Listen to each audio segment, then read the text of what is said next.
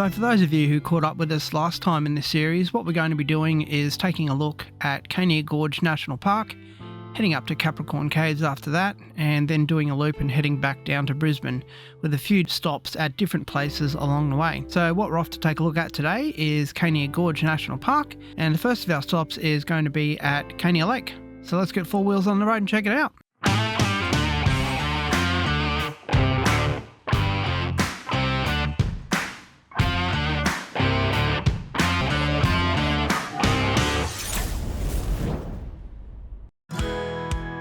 So as with all my journeys around the place, I try and keep a few things as a bit of a surprise if I can.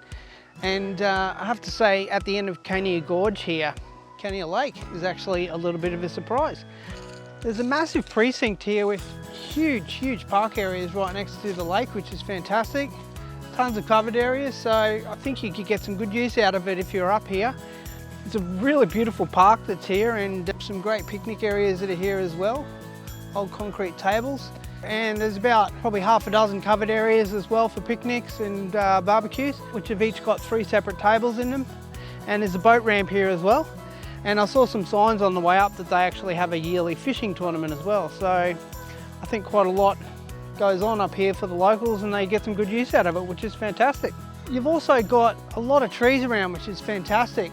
There's a little road that goes up onto the top of the hill here, and it's a great view of the lake, the lake wall, and also the gorge as well. And it's been a good little find here to come and check out this lake. I didn't even know it was here, and as I mentioned before, and as I mentioned on my Uluru trip last year, that's the way I like to do things on my journeys. I like to just sort of know a little bit about what I'm going to do, and then just find out what happens when I get there mostly, which, you know, makes it a little bit more interesting and a little bit more exciting. Alright, so now that we've taken a bit of a look around the lake here, I think it's time for us to head on back and get some accommodation organised for the evening. So I think what the plan will be is to head on back to a place that we passed along the way in here called Cania Gorge Tourist Retreat. So I think we'll head on back there now.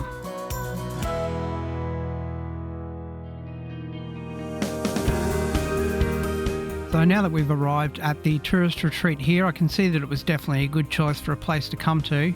It's a beautiful little site with a ton of trees, and it's in very natural surroundings, so it's a fantastic little place to head off to, and it's got a couple of little bonuses that we'll take a look at later on. I've also noticed while we were here and taking a look at what walks are available in the area that there's a pretty short little walk right near the site here, so we're going to go and take a look at that as well. So what we've done after we got set up at camp was quickly headed to the Bigfoot Walk to take a look at the area there. And it's only 50 metres from the campsite, so it's pretty easy to get there. The rocky outcrops here at Bigfoot are really cool. And just next to Bigfoot here, you've got these caves as well, which are really cool. And they go back about 5 metres, as you'll see from your pictures here. It's a pretty cool little area, and it's great that it's actually this close to the van park as well. It's literally 50 metres away, so pretty handy.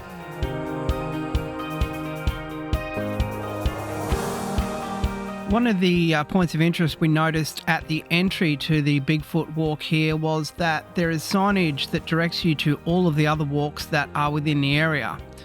We did, however, notice that the other walks start from a day use area that we'd spotted just up the road. So what we're going to do now is head on up to the walk for King Orchid Crevice and Storey Cave and check those out up there. The gorge picnic area here is pretty cool actually.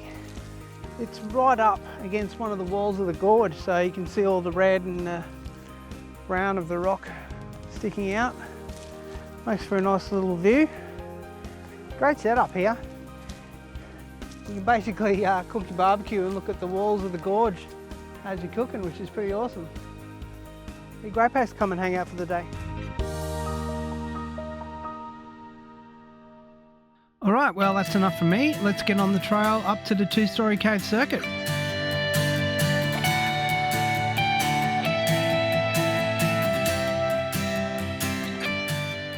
As you would have seen from the signage just across the road, the trails that are here actually aren't that long.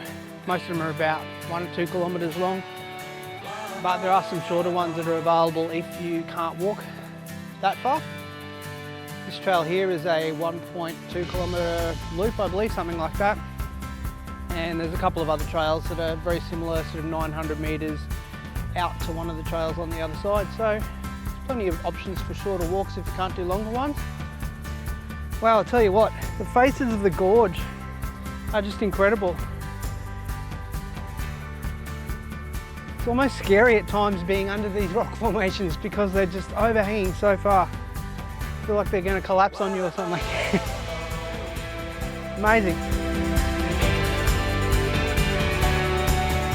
The walk itself up here to Storey Cave is not too bad. As you would have seen, there's a few little stairs along the way, but it's only fairly short, so it's not too bad to get up here. The first story of Storey Cave goes back around about 10 metres, and then you can actually see a little hole at the back, and it's not too hard to climb up, and you can get onto the second level quite easily from there. And as you can see, you've got a really great view out into the gorge and the surrounding area here, and it's a pretty cool little thing to check out.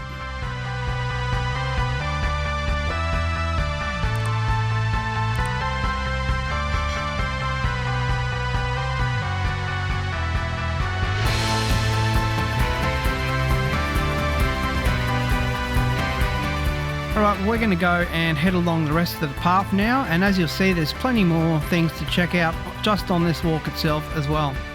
I have to say, it's a fascinating walk along the entire Storey Cave circuit here. It's really cool checking out the sides of the gorge, and all of the colours that exist in the rock that's here is just amazing.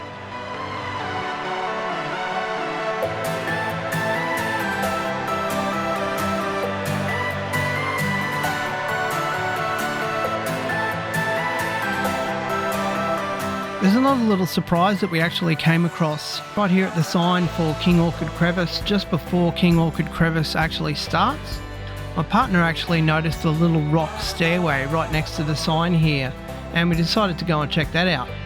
And little did I know that there was actually a really great section that was up here, and I completely missed this last time I came here, so it was really great to come and check that out. And as you can see, there's some great views from in between the rocks here, and you can see where huge big sections of the rock formation have actually split from the hill. So it's fascinating to check that out as well.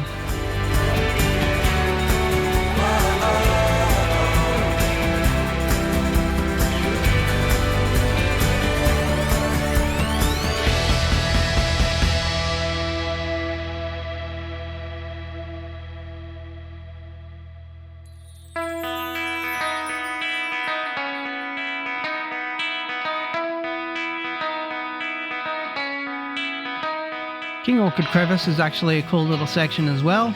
It's fun sort of walking underneath that crevice and taking a look at that as well. And the whole walk itself is actually really quite interesting, and really definitely glad we came and checked it out. Alright, well, it's time to make our way back down to the bottom now, and we're going to head on back to our accommodation for the afternoon and make some plans for what is in store for the rest of the journey. Alright, and now that we're back at our accommodation at Cania Gorge Tourist Retreat here, it's time for the little surprise that I was speaking about earlier on. One of the great things they actually have in store here for you is a bird feeding, which happens every day. And it's really cool. They just provide you with some bird food, and you can just hang out with a whole host of different native Australian birds, and it was great to actually do that as well. Alright, well, that's going to wrap things up for us this week. Next time we catch up, we're going to be on our way up to Rockhampton and checking out Capricorn Caves. See you then.